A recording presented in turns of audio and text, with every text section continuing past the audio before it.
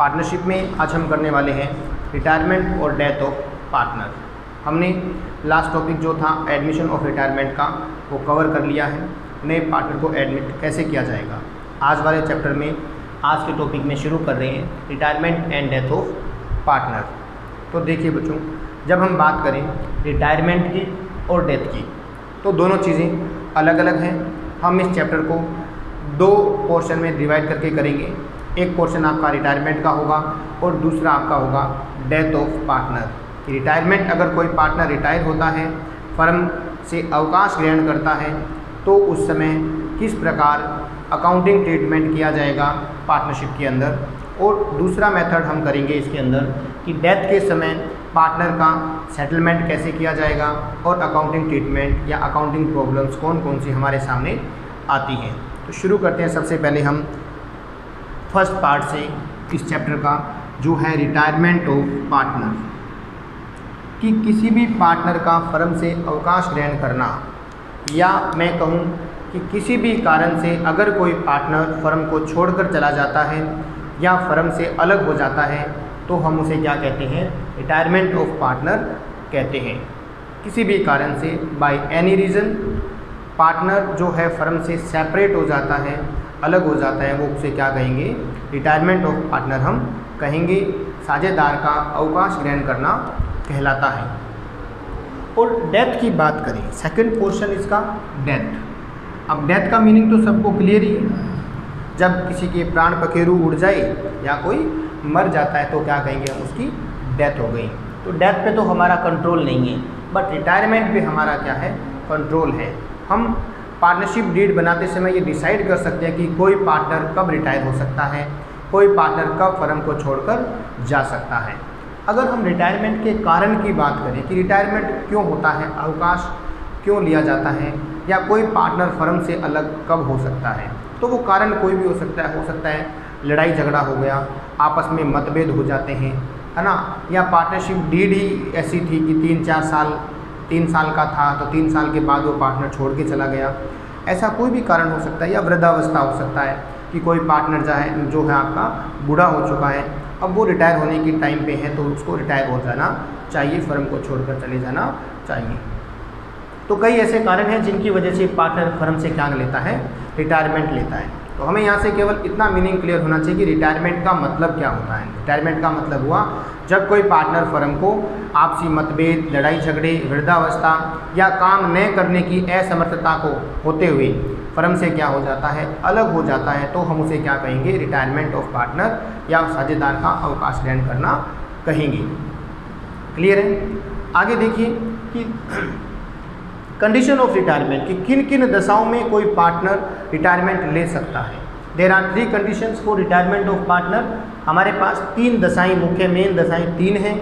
इन 3 दशाओं के आधार पर पार्टनर क्या कर सकता है, फर्म से रिटायरमेंट ले सकता है। पहली दशा की बात करें तो पहला आपका है बाय म्यूचुअल एग्रीमेंट, आपसी सहमति से।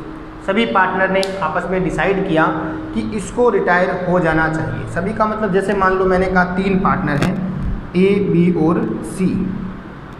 सी ने कहा कि मैं रिटायरमेंट लेना चाहता हूँ, सी ने अपनी इच्छा जाहिर की, और ए और बी इसमें क्या हो गए, सहमत हो जाते हैं कि ठीक है, कोई बात नहीं, आप फर्म को छोड़ के जा सकते हैं, हम दोनों सहमत हैं। इसका मतलब इन तीनों की सहमति से, सी की सहमति तो थी क्योंकि सी रिटायरमेंट होना चाहता था, और ए बी ने भी सहमत हो गए, तो ए बी भी सहमत हो गए। इससे क्या हुआ, तीनों की सहमति से।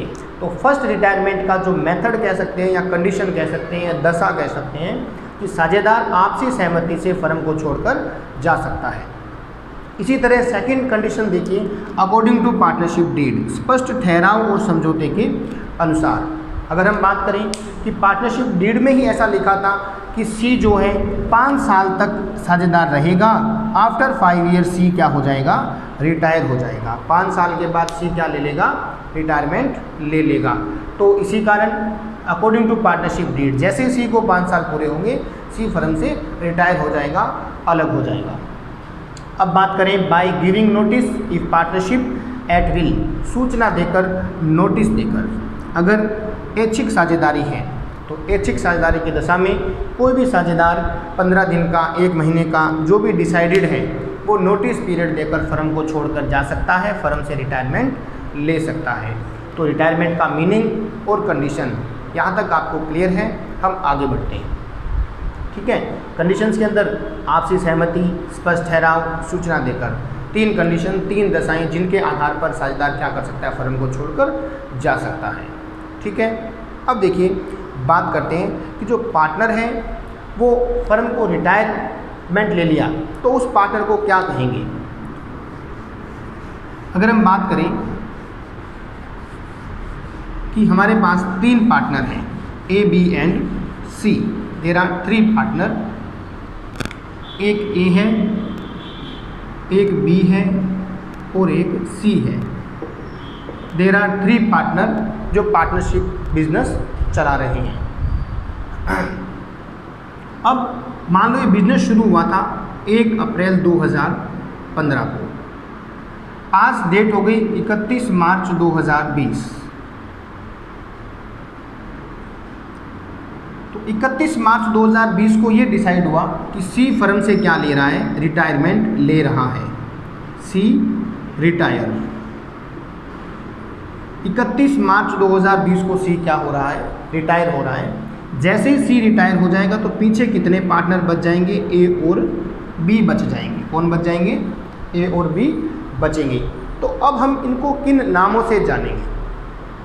अगर हम 31 मार्च 2020 से पहले की बात करें तो फर्म में 3 पार्टनर थे, ए, बी और सी।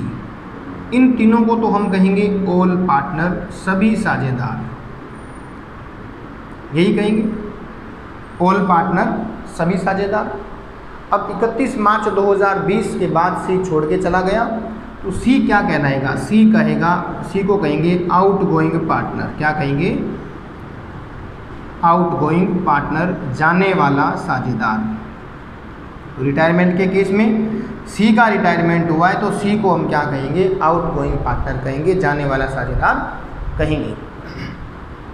ए और बी, इनको क्या कहेंगे, ए और बी कहलाएंगे रिमेनिंग पार्टनर, रिमेनिंग पार्टनर, शेष साझेदार। ए और बी को क्या कहेंगे हम, रिमेनिंग पार्टनर, शेष साझेदार, या हम कह सकते हैं बचे हुए साझेदार।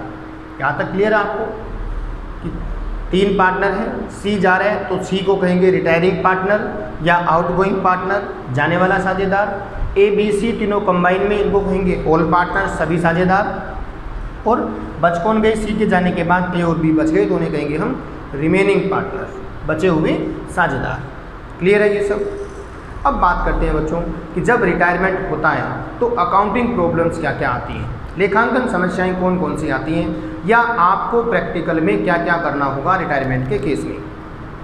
देखिए जैसे हमने एडमिशन के समय किया था, admission, retirement, death, change in existing ratio, ये सब चीज़ें किसका कारण है, ये सब है रिकन्स्टिट्यूशन ऑफ फर्म, फर्म का पुनर्गठन, साझेदारी फर्म का पुनर्गठन। कोई भी चेंज अगर एग्रीमेंट में होगा तो फर्म को क्या करना पड़ेगा, पुनर्गठित करना पड़ेगा, रिकन्स्टिट्यूट करना पड़ेगा, जिसके अंतर्गत रिटायरमेंट भी एक मोड ऑफ रिकन्स्टिट्यूशन होता है। तो जब भी रिटायरमेंट होगा तो हमें कुछ अकाउंटिंग प्रॉब्लम्स आएंगी, उसका ट्रीटमेंट करना पड़ेगा और जाने वाले पार्टनर का सेटलमेंट करना पड़ेगा। जैसे सी जा रहा है, अब सी अगर जाता है तो सी अपने साथ कुछ लेकर जाएगा, क्योंकि सी ने इतने साल काम किया है, सी ने पूंजी भी लगाई है, कैपिटल भी लगाई है, तो सी अपना हिसाब किताब करवा के जाएगा। अब सी का कितना हिसाब किताब बनता है या सी को कितना पेमेंट किया जाएगा जाने पर, इस बात का निर्धारण करने के लिए, इस बात को कैलकुलेट करने के लिए हमें क्या करना पड़ेगा, कुछ अकाउंटिंग ट्रीटमेंट अप्लाई करना पड़ेगा, जिससे हमारे पास ये पता लगेगा कि सी जब जा रहा है तो सी का हिसाब किताब कितना बनता है और सी को कितना पैसा हमें देना है। तो बात करते हैं कि रिटायरमेंट के समय कौन कौन सी अकाउंटिंग प्रॉब्लम्स आएंगी। देखिए, accounting treatment at the time of retirement, की अवकाश ग्रहण करने के समय कौन कौन सी लेखांकन समस्याएं आती हैं या हमें क्या क्या कैलकुलेट करना पड़ेगा। सबसे पहले हमें कैलकुलेट करना पड़ेगा न्यू रेशियो। जैसे एडमिशन के केस में किया था न्यू रेशियो, यहाँ तरीका वो नहीं रहेगा, यहाँ मेथड अलग रहेंगे, लेकिन न्यू रेशियो निकालना पड़ेगा। अब आपसे पूछा जाए कि न्यू रेशियो किन के बीच में होगा, तो आप कह देंगे सर न्यू रेशियो तो किन के बीच में होगा, रिमेनिंग पार्टनर में होगा। और ओल्ड रेशियो किसके बीच में होगा, ओल्ड रेशियो ऑल पार्टनर में होगा। अगर मैं ए बी सी तीनों की बात करूं तो इनके बीच में जो रेशियो है वो कहलाएगा ओल्ड रेशियो। वो क्या कहलाएगा? Old ratio. जैसे मैंने कहा कि रेशियो 3:2:1 है, 3:2:1, तो 3:2:1 इन तीनों का अनुपात है, तो वो क्या कहलाएगा? आपका ओल्ड रेशियो कहलाएगा। अगर मैं बात करूं न्यू रेशियो की, तो न्यू रेशियो ए और बी के बीच में होगा। जैसे मैंने माना कि न्यू रेशियो जो है ए और बी के बीच में वो कौन सा है? वो 3:2 है। कितना है? 3:2। तो ये आपका क्या हो जाएगा? न्यू रेशियो हो जाएगा 3:2। 3:1 ओल्ड रेशियो हुआ, 3:2 न्यू रेशियो हुआ। और सी का शेयर कितना होगा? तो सी का शेयर आप यहाँ से निकाल सकते हैं 1/6। कितना होगा? 1/6 होगा सी का शेयर। क्लियर है ये सब? तो हमें क्या क्या निकालना पड़ेगा? हमें अकाउंटिंग प्रॉब्लम में सबसे पहले न्यू रेशियो, फिर ऐसे ही हम निकालेंगे गेनिंग रेशियो, फायदे का अनुपात, क्योंकि जैसे ही पार्टनर छोड़ के जाएगा तो पीछे कम पार्टनर बचेंगे, तो बचे हुए पार्टनर्स को क्या होगा? फायदा होगा, उन्हें ज़्यादा शेयर मिलेगा। सीधी सी बात है कि पहले एक रोटी को 3 जने खा रहे थे, अब एक रोटी को 2 जने खा रहे हैं। तो एक रोटी को 3 खा रहे तो तीनों के हिस्से में थोड़ा थोड़ा आ रहा था, अब एक रोटी को 2 खा रहे हैं तो 2 के हिस्से में क्या आएगा? पहले से कुछ ज़्यादा आएगा, क्योंकि एक पार्टनर चला गया। सेम वही बात, रोटी को आप प्रॉफिट मान लीजिए, पहले प्रॉफिट 3 में डिवाइड होता था, अब प्रॉफिट 2 में डिवाइड होगा। तो जो पार्टनर जा रहा है वो तो सैक्रिफाइस कर रहा है, वो क्या कर रहा है? सैक्रिफाइस करता है, और जो बच गए उनको गेन हो रहा है, उनको फ़ायदा हो रहा है। तो इसी के लिए हम निकालेंगे गेनिंग रेशियो। क्लियर है? फिर हम करेंगे एडजस्टमेंट ऑफ गुडविल, कि गुडविल का कैलकुलेशन हमने लास्ट चैप्टर में किया था। गुडविल का कैलकुलेशन सेम उसी तरीके से होगा, लेकिन गुडविल का adjustment at the time of retirement वो अलग होगा, हम करेंगे आगे। ऐसे ही revaluation of assets and liabilities, संपत्तियों दायित्वों का पुनर्मूल्यांकन, रिवैल्यूएशन अकाउंट हम कर चुके हैं, लगभग सेम सा है। थोड़ा सा इसके प्रॉफिट और लॉस को डिस्ट्रीब्यूट करते समय ध्यान रखना है। तो ये है revaluation of assets and liabilities. Next बात करते हैं distribution of reserve and profit and loss balance की, लाभ हानि शेष और संचयों का विभाजन।